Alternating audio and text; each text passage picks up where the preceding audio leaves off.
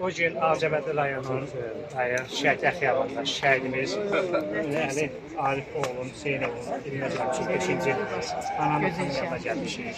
Bugün bir qürur biz anan atan yanında olmağa özümüzə bir xoş gözləyik. Allah balarını rəhmət etsin. Allah sizə səbr etsin.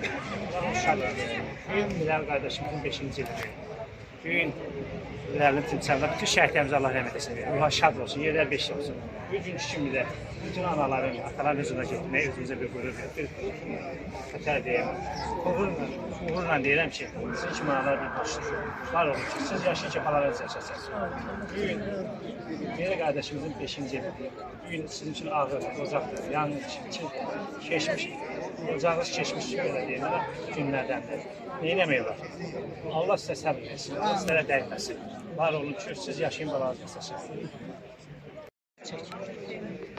Allah bütün şehitlerimizin alsın mekanı. Allah gazilerimizin sağlamlığını versin. Ordumuzu korusun. Ali Başkomandanımızı korusun. Güneş bak bunların hesabına çıkır. Düşer günlerimizde. Allah onların mekanlarını cennet eylesin. Amin. Çok sağ olun.